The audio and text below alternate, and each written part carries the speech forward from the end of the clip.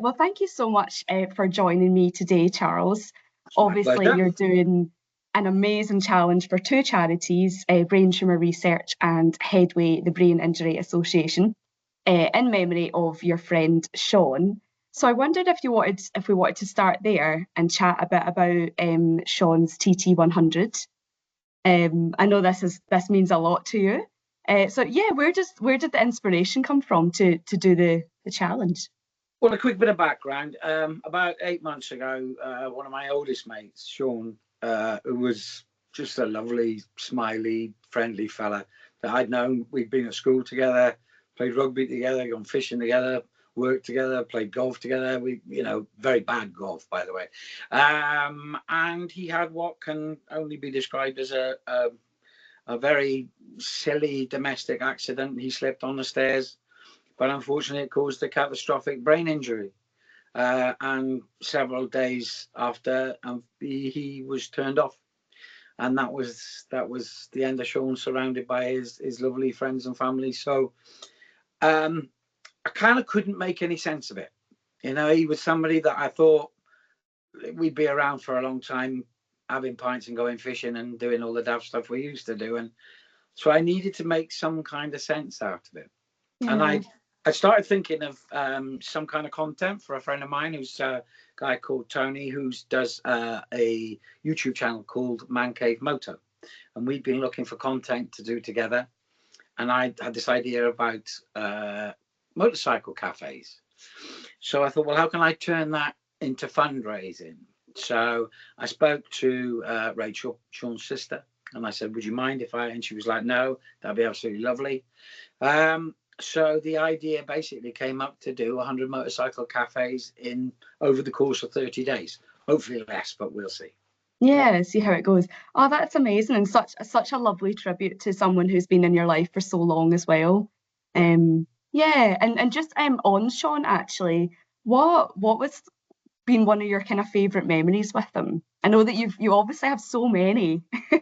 Yeah. Yeah, he was one of those people that I like being funny for, because when he laughed, it kind of lit up the room. And so you'd like to make him laugh. And I'm really, really pleased. Our last memories of people sometimes aren't, what we hope they'll be. They're just normal kind of, hello mate, see you around, blah, blah, blah. But an old mate of ours came home from away, and we went and had a really nice lunch in a local pub and sat there, and just the three of us sat there laughing and talking about all the nonsense that we got up to when we were kids. And, it's just wonderful that was my last memory of him, sat in the sunshine with a beer and some nice food and just talking absolute nonsense. Oh, that's a really lovely last memory to have with Shaun. Oh. And so you'd mentioned obviously about the motorcycle cafes that you're going to be visiting across England and Wales. Yeah. So I believe you're aiming for 100, yes? That's right, yeah. Yeah, 100. So one of my daft questions I was going to ask is, when you stop at these stops, do you have a kind of go-to cafe order that you like to? Well, I've decided that fundamentally I can have scrambled eggs on toast for breakfast, and then it's tea for the rest of the day. Otherwise, because I'm a full of figure gentleman as I start, so I wouldn't be able to get on the bike by the end if I had beef and chips every cafe. There's bound to be ones. I know there's one particular favourite. I'm stopping at the Big Red Diner in Rotherham. And that is, I have to say, one of the best diners. I did Land's End to John O'Groats and back a couple of years ago. And that's one of the best. They do the best chips I've ever had. So I'm really looking forward to going there. So I treat myself. I love that. I love that. What did you think of John O'Groats up kind of my way, but not? Yeah, no, I mean, we had an amazing time because we came up and then obviously we went to Gretna and then did the Lowlands and the Highlands and through all the passes, which is quite extraordinary, and then round the NC 500 till we got to the Queen Mother's house residence, as used to be Castle Mayo or something. I can't remember quite what it's called. Oh yes. Yeah. And then we stopped. We had they put up this amazing tent, and we had a massive barbecue and drinks and stuff like that, just at John O'Groats. And then I was with a large group there. There was a thing called the Mali Rally. And then I came back on my own, which was lovely as well. So I then followed the rest of the NC 500 round. So that's It's just, fantastic. yeah, it's It is just absolutely. beautiful. Actually, we just went up to Skye at the weekend, and we did like going through Glencoe, not just in a car, not on a motorbike, Yeah, but there were so many bikes out, and it was lovely. It's lovely to see the kind of camaraderie between all the bikers and yeah, keeping everyone safe, and yeah, and it's a beautiful journey in itself. Yeah, it is. It's absolutely yeah, lovely. Except for the midges. yes. Oh my goodness, they're a One time a nightmare. year, I got bitten of buggery, I tell you. But there we are. That's one of those things. I won't do it. I won't let that happen again. I'll Yes. be covered. Yes, you'll know for next time, absolutely. Yeah. Speaking of motorcycle journeys, do you have one that you've done that is your favourite or a favourite route that you've done? I think coming back, when I came back from John O'Groats, that was lovely. That was lovely because I came back and then dropped down and went on the west side of Ness and all down there. And it's just like, it's no wonder they can't find Ness. It's bloody enormous, and you come down and it just keeps going and going and going and going.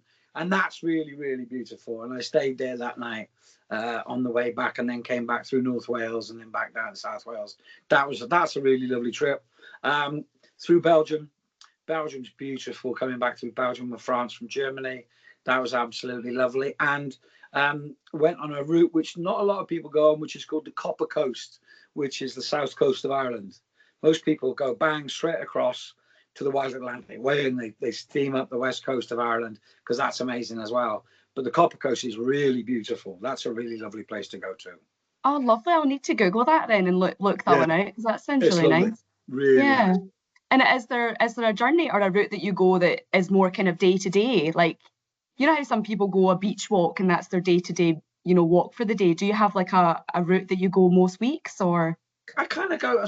I kind of go all over the place. We have a very nice bike night, a place called Creswell Quay, which is Cresselly Arms, and that's a really nice place to go.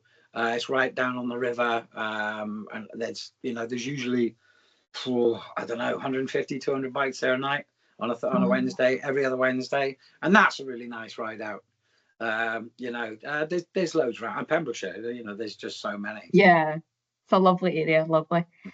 So turning now to obviously your amazing career that you've had so far and continue to have.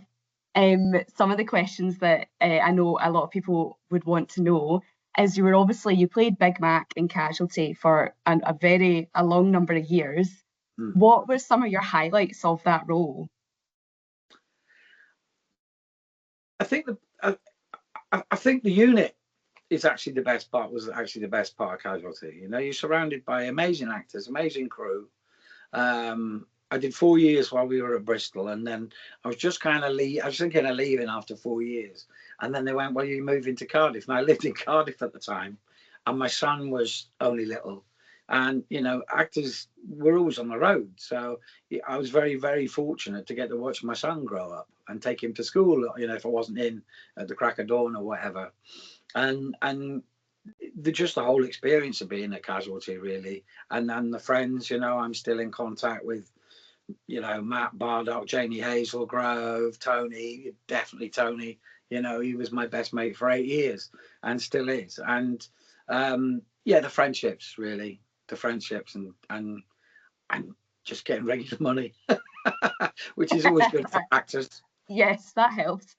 Yeah. Oh, that's amazing. Just like the community aspect of it and just being able to keep in touch and I suppose as well following your co-stars' journeys and careers as well and seeing where they go afterwards as well is probably a nice aspect to it. Yeah. Do you have someone that you would love to star alongside, like just any kind of actor that you think I would love to be able to play something with them? Oh God, there's loads. Stanley Tucci, I think, is one of my favorite actors. Love Stanley him. Tucci. But there's just so many, and like there's some that I've worked with in the past, who not necessarily household names.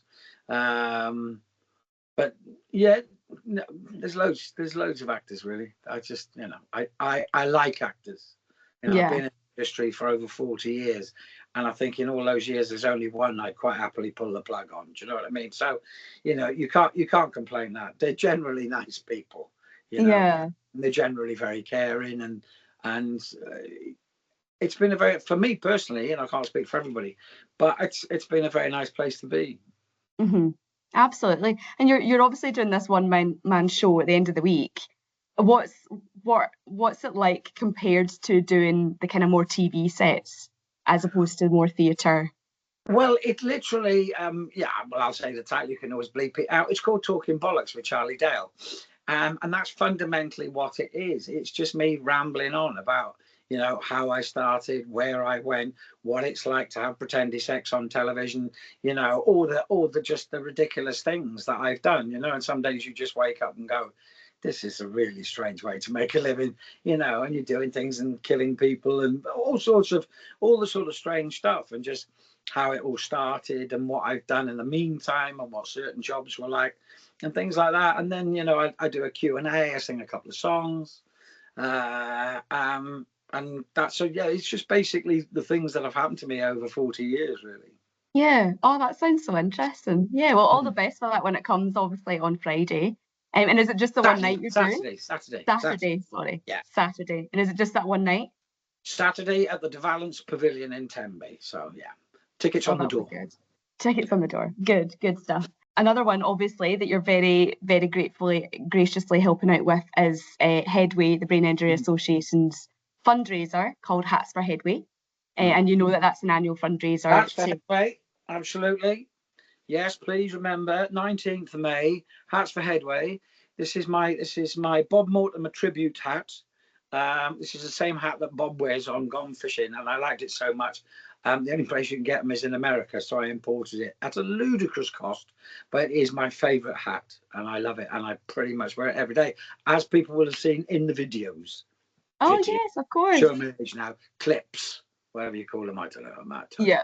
Yeah. Oh, thank you. Thank you so much for obviously supporting Hats for Headway. It's a great fundraiser. It's a fun fundraiser as well. I know that sounds a bit silly, but it's just being able to encourage people to put on a silly hat, a favourite hat, one that just invokes kind of smiles all round, which is nice.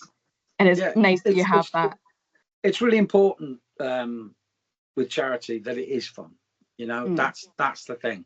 We know that we're all trying to raise money for good causes and all that kind of thing, but the more fun it is. I played cricket for the Lord's Taverners for 15 years, nearly 20 years, and it was great. And I got to play with some of my cricketing heroes, and so it was fun. So we didn't mind driving hundreds of miles to go and play cricket somewhere here or do this.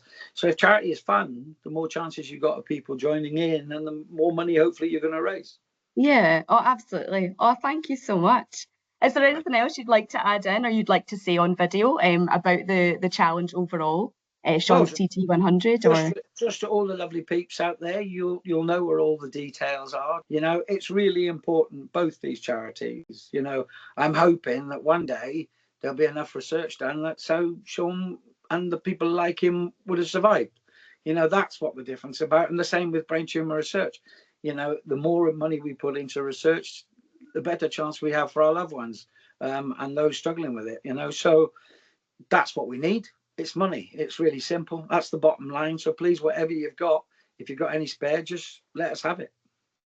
Thank you. Oh, that's lovely. Thank you so much.